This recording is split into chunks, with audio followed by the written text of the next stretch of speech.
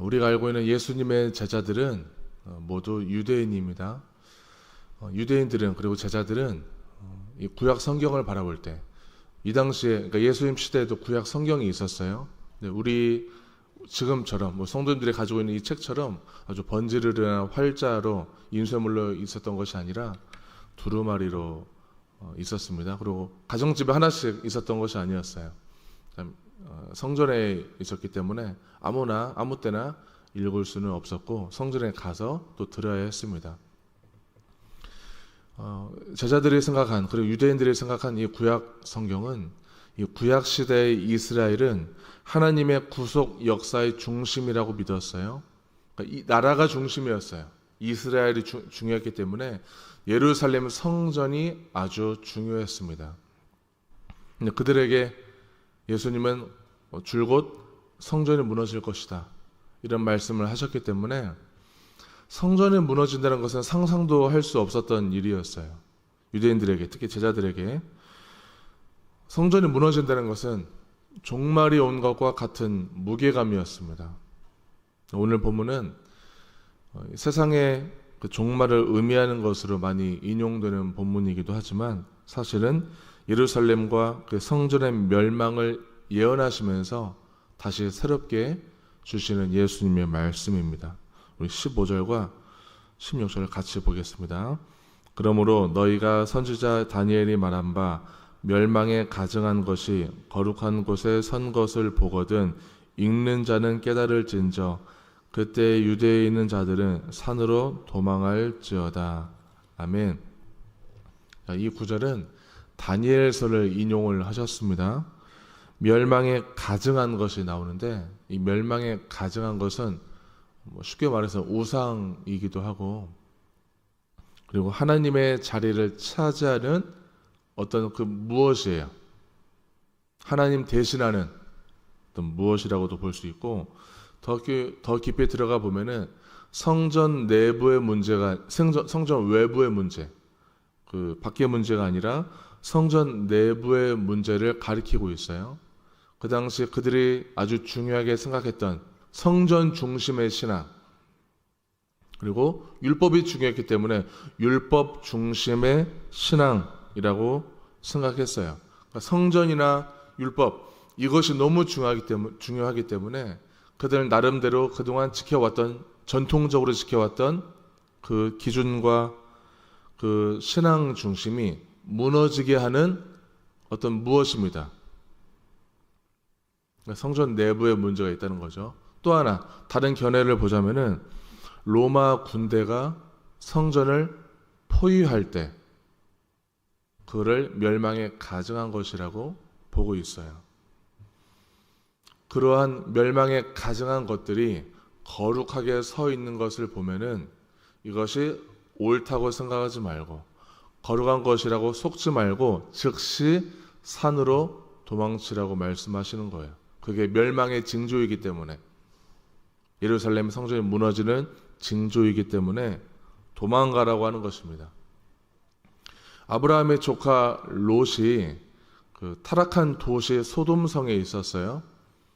그 소돔성에서 빠져나가는 것이 하나님의 뜻이었습니다.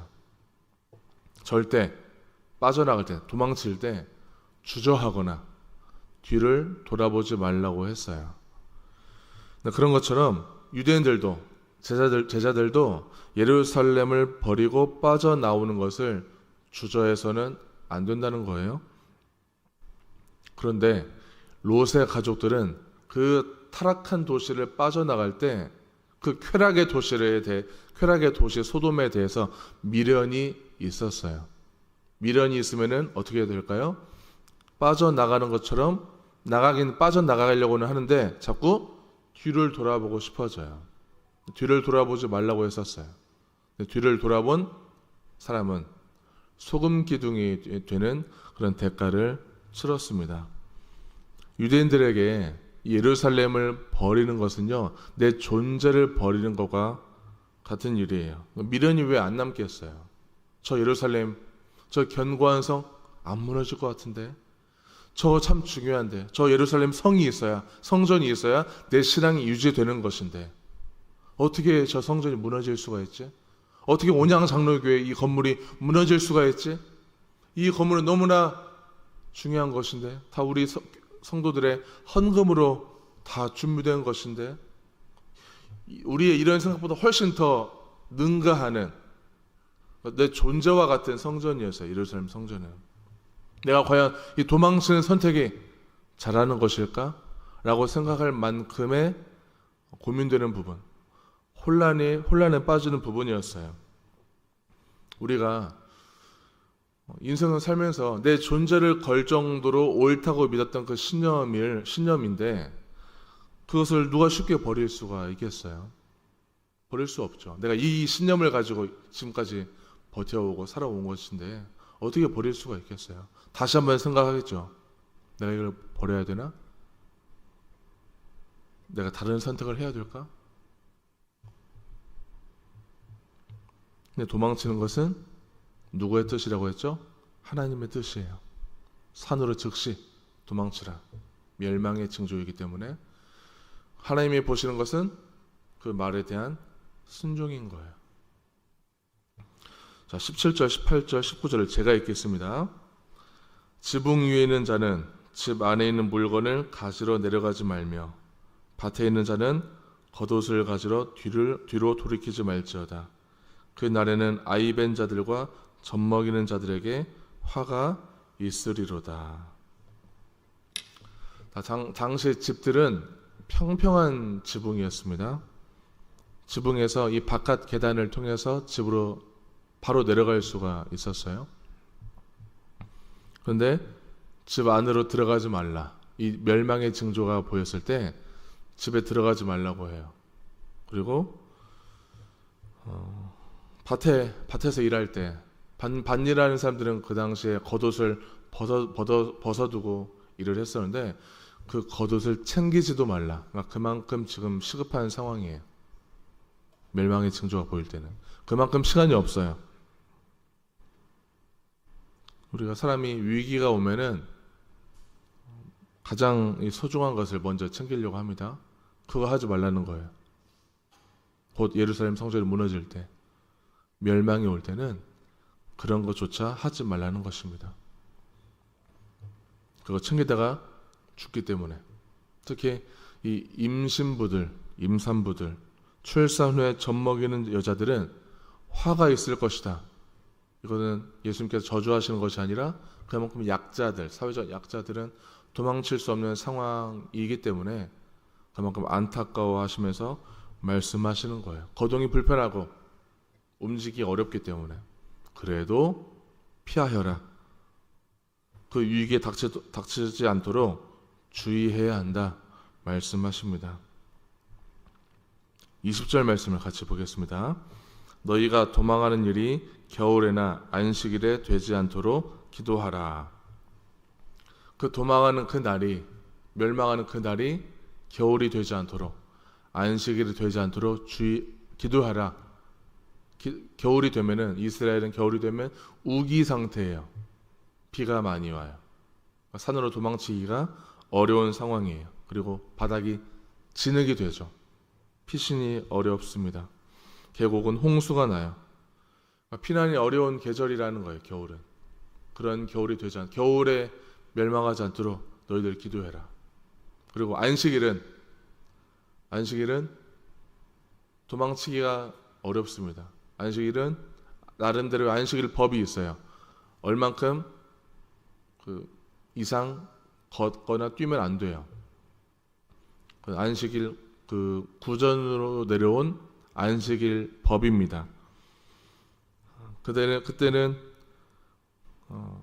많이 걸어도 안 되고 뛰어도 안 되기 때문에 그 법을 절대적으로 따르는 그들에게는 도망치지 못하는 상황이 될 수 있어요. 나는 이 안식일 법을 따라야 되기 때문에. 그러한 현실적인 유대인들의 그 어려움을 잘 아시고 말씀하시는 거예요. 평상시의 신념, 평상시의 신앙 때문에 오히려 멸망할 수 있다. 이건 참 지금 우리들에게 도전이 되는 말씀이기도 해요. 우리가 평상시에 갖고 있었던 신념과 신앙, 나름대로의 그 기준의 신앙적 기준, 이것 때문에 우리가 멸망할 수 있다는 것입니다. 이것 때문에 우리가 오히려 신앙이 후퇴할 수 있고 다른 사람을 힘들게 할 수 있고 공동체를 멸망시킬 수 있고 내 삶도 망할 수 있게 하는 그런 말씀이에요. 21절 같이 보겠습니다. 이는 그때에 큰 환난이 있겠음이라. 창세로부터 지금까지 이런 환난이 없었고 후에도 없으리라. 아멘. 21절에서 말하는 환난은 우리가 그냥 평상시 알고 있는 시련과 고난 이런 환난은 아니에요. 역사적인 전환점을 의미하고 있습니다. 성전이 멸망하기 때문에 이제는 더 이상 성전 중심의 신앙이 아니라 이제 성전은 없어지고 새로운 질서, 교회라는 새로운 질서로 대전환하게 되는 그런 시점을 얘기하는 거예요. 성전이 진짜 무너졌던 AD 70년경에 이거는 이 성전의 무너짐으로 인해서 구약 시대가 완전히 끝나는 사건이 됩니다. 이제 성전이 없어지니까요. 이제 제사도 사라져요. 새 언약 시대가 도래하는 대전환점입니다. 그동안 성전과 율법만 외쳤던 이 유대인들에게는 유대인들 입장에서는 대혼란이죠. 대혼란의 시기이기도 하고 세상이 무너지는 날이에요. 그들에게는 진짜 환란이겠죠. 그들에게는 시련이고 고통일 수 있어요. 그러나 절대 고통이 아니에요. 시련이 아니에요. 성전 무너져도 괜찮은 거예요. 우리는 지금 성경을 보지만 이제 역사를 아니까 이게 하나님의 뜻이라는 것을 알고 시련이 아니라는 걸 알지만 유대인들 입장에서는 시련이죠. 당연히. 그들에게는 환란이에요. 근데 우리도 우리의 삶에 내 신앙이 무너질 만한 일들이 생겼을 때 정말 세상이 무너질 것만 같은 그런 일이라고 우리가 느껴지잖아요. 부정하고 싶고 이 현실에 대해서 부정하고 싶고 받아들이고 싶지 않고 과연 정말 하나님이 나와 우리와 함께 하시는가 의심도 들 만큼 멘탈이 나가요. 아무리 대혼란이 와도 하나님은 변함없이 우리와 함께 하신다는 거예요. 우리는 지금 예수의 재림이 언제 올지 모르는 상황에서 항상 깨어서 분별하면서 살고 있지만 그런 날이 정말 올지라도 이거는 대혼란, 환란이 아니라 그게 하나님의 뜻이고 하나님의 날이고 새롭게 우리를 다시 건져주시는 그런 구원의 날로 우리가 받아들일 수 있도록 분별해야 되는 것이고 끊임없이 매일 하나님의 도우심을 구해야 하는 것입니다. 하나님 도와주세요. 멸망이 아닌 줄 믿습니다. 지금 제가 너무나 힘들어서 내 감정이 내 기분이 죽을 것만 같지만 아니요 하나님 멸망 아닌 줄 믿습니다. 하나님 도와주세요. 하나님을 간절히 찾으시기를 바랍니다. 세상이 무너진다는 생각은 누구의 생각일까요? 우리의 생각이에요. 진짜 무너지는 일은 없어요. 무너지고 안 무너지고는 창조주의 권한이죠. 하나님의 힘으로만 가능한 것이지 인간의 힘으로 우리가 바라보는 현실 세계의 그 어려움, 우리의 판단도 되는 것이 아닌 거예요. 그분만이 지금도 우주 만물을 통치하고 계신 것입니다. 22절 같이 보겠습니다. 그 날들을 감하지 아니하면 모든 육체가 구원을 얻지 못할 것이나 그러나 택하신 자들을 위하여 그 날들을 감하시리라. 아멘. 하나님께서는 은혜의 통로를 반드시 열어주십니다. 누구에게? 믿는 자들에게. 그러니까 믿는 자들은 하나님 덕분에 평안할 수 있는 거예요. 세상이 무너지는 것만 같아도 견딜 수 있고 다시금 우뚝 서서 분별할 수 있는 거예요. 분별할 수 있고 그 평강에 머물 수 있는 공간이 있는 거예요. 안 믿는 자들은 무너지는 것으로만 끝나겠죠, 생각이. 우리는 그렇지 않습니다.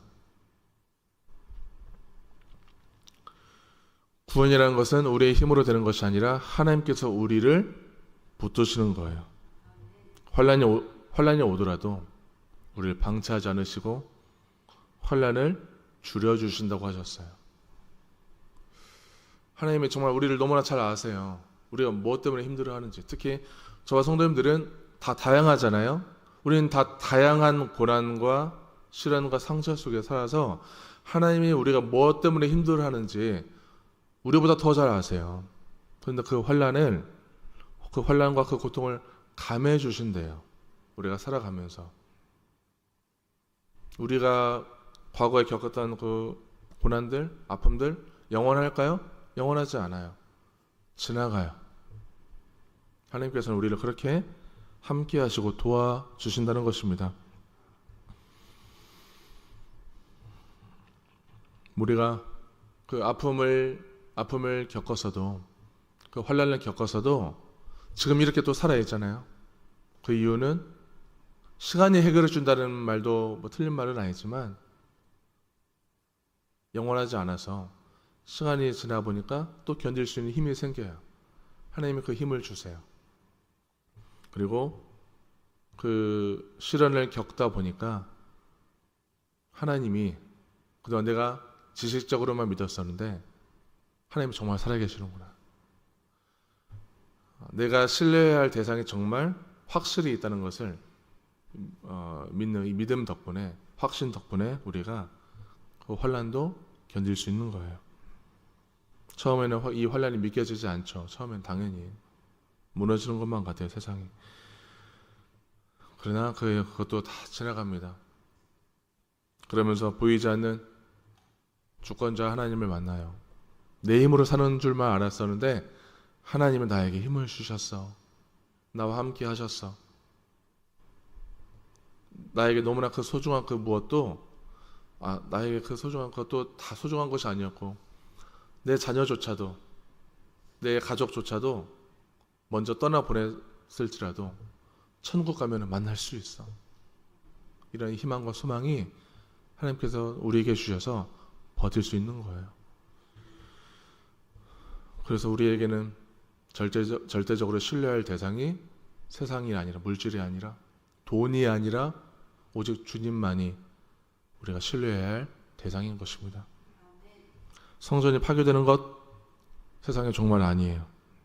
예루살렘 성전을 중심으로 하는 그 믿음의 중심축이 이제는 다시금 새로운 질서로, 새로운 언약으로, 교회로 넘어가는 역사적 사건이 되어주었습니다. 그러니 이 성전이라는 옛 질서는 나만의 신념 같은 거예요. 나만의 전통 같은 것.